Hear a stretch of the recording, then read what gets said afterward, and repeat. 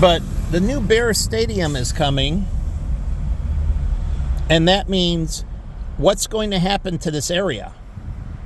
Remember, that stadium is going to bring concerts. They can have big political rallies for, I hate the Democratic Party, but I used to love Paul Simon. He was a Democrat. There are some Democrats that I did like, but I can't go with abortion and I can't go with the LGBTQ. But that being said, you can have big political rallies, and then they could do a church in there as well. You can have other events, community events at the stadium that are large community events. What do you think they had Promise Keeper at? Promise Keeper at the stadium in Colorado, it filled the stadium with men. It wasn't a church event per se, but Promise Keeper should be in a church. I did this with Jen. Way before Promise Keepers came out, I wrote her a promise. We were dating. She was going to be my future wife. She was going to produce my babies, my children. And Promise Keeper, when you get into these relationships, you make a commitment. And this is not only for boyfriend, girlfriend, fiance, basically engaged couples and married couples, because remember, things step up from dating to engagement. Engagement is the next step before marriage. So you should date for a while and then get engaged, and I think engagement's 6 months to a year. And then once you're engaged, I believe you can move in together. Once you're engaged, I believe you can move in together. And this is a partial move, not a full move, but a partial move. Why? Because you have to be able to back out of it. When I was with Jen, I used to stay at her place all the time because she got a new place and she wanted me to. So we only went over to my place to get certain things and so on. But I still kept my room there, but I was hardly ever there per se. But I did work from home. And so did my brother John. Me and John both worked from home. So, but we could have taken that, even with a rental property. Do you know you can take, with a rental property, a work from home deduction? So it's not going to the property itself. You're not depreciating the property. See, when you rent, there's no recapture. When you take a deduction for home office, there's a recapture. When you sell the property, they recapture from that deduction against the gain. So the government gets money back. So remember this, when you have a home office, you're depreciating that. So not you're depreciating your depreciation. So you're taking out of your depreciation. So when a property depreciates, when you get a gain, that depreciation, you can deduct from the gain when you sell the property, home. But when you have a office, it's a commercial space, and so the deduction becomes less because you're taking a current deduction for the home office. So when you sell a home, the government takes money back. You get less. Now, they don't take it all back, but they take a good portion of it back when you sell the home. So there's a recapture, and it goes against the gain on the residential. So when you have a home office, make no mistake about it, you're diminishing the amount of deduction because it's really an accelerated deduction the government gives you for the home office. And then when you sell the property, the government does a recapture on that commercial portion, that write-off, and they get money back. So they give you a deduction today and they defer it. It's really just a tax deferral. You get a tax deduction today and the government takes the money in the future, and the government is losing inflation. But the recapture gives the government money back in the future, but that money is worth less. So if you understand all this and you're a municipality,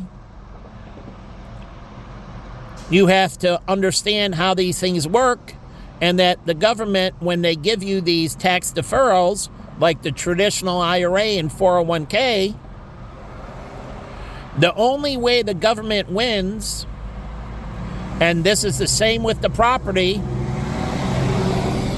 is if the property appreciates, if the 401k goes up in value. Because if it doesn't, and you have the base contribution, then they only get the money back for the deduction, and it's only a percentage on the base contribution. So if it was 25% that the government gave you on a deduction going into a traditional IRA based at your tax bracket, then the government only gets 25% when you pull it out. But it gets 25% in 10 years or 20 years, and that 25%, if there's no gain, is deflated and is basically worthless. So the only way the government makes their money, and this works all over the world, is if things go up in value. Not fast, where you get up in a bust. You want steady, and this is what the Federal Reserve in Congress is supposed to have: steady growth. What did we have? We had overinflation with, well, put it this way, we had deflation with wages. Why was America, when Trump got elected, at 1990 wages? Because of the downturn in 2008, companies had to cut wage bases.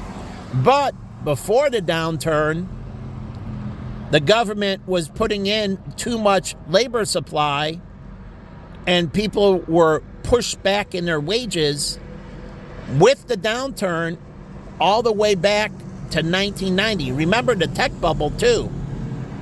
So it pushed down wages in Silicon Valley. In 1999, the tech bust, 2000, it wasn't a broad-based bust. It was just internet-based industries, and most companies weren't on the internet. And that's a problem now, because with technology, you can have the technology take a hit, and if the technology takes a hit, all the sectors now take a hit. Because why? Technology is integrated into everything. And so, unlike 2000, where people didn't have many websites and it wasn't integrated heavily in logistics and everything else, when technology went down, the other sectors were fine. So remember, when you rely on something and how much you rely on it depends the correlation to your industry. And if you rely more and more on technology, then you have a heavy correlation. I'm trying to create smarter people where you don't have to rely on technology, and you keep on immigrating dumb pieces of garbage like the Mexican cartels and the mafia and the Mexican gangs and Latino gangs and all these morons. And what do? They create discouraged citizens. And discouraged citizens go to Yemen, go to Syria, discourage citizens, or take, say, women in Saudi Arabia before they started changing, and take their educational base, and that they were discouraged citizens, not discouraged workers because they weren't in the workforce per se, but they were discouraged citizens. And so they suffered greatly mentally. And I told this to small group, I am for righteousness and justice. And impairing anyone, that includes myself, creates market anomalies that shouldn't be there. And things are given to people that don't deserve them, and the stewardship's in the wrong place. I'm for fierce competition. What does fierce competition do? It puts the money in the right pockets. It puts the money in the right pockets. As the story of the master who gave the 3 servants, he gave them each similar portions. And he watched what the servants did with them. One buried the money, not to lose it. Well, inflation destroyed the value of the money. The second one put it to work, but too conservatively. Oh, the second one put it to work too conservatively and didn't earn that much of a return. Still was positive. And then the third person, he put it exactly risk-adjusted return. He hit it perfectly. He balanced risk out with reward, and he made the most. And the master came back and talked to all 3. And the one that buried it in the ground, like burying my stuff in the ground, he said is the most wicked of them all. Either it happens in real time with my stuff, or you all perish. No deferment, because I must, what? Reap the benefits of the fruits of my labor. And if I don't reap the benefits of the fruits of my labor, and you deprive me by not applying these things in society, and you keep on going with the lies with Bloomberg and CNBC and that, you're all gone. I told you you're doing it all wrong. So these are seeds that I give that he's watching, and I told you, and you know, it's a hard thing to sit back and tell God telling you that he's not going to help you anymore. That when you pray to him and he solves your issues and you have this conversation with him and he tells you he's not going to talk to you anymore and that he's not going to solve your ailments anymore if you need him in a pinch, I prayed to God. He cured my first breakdown. He cured my vertigo. He cured my addiction to pornography. When I felt getting addicted, and I did pray, it was over with. I've never felt that addiction ever again. It was perfectly solved. So the whole point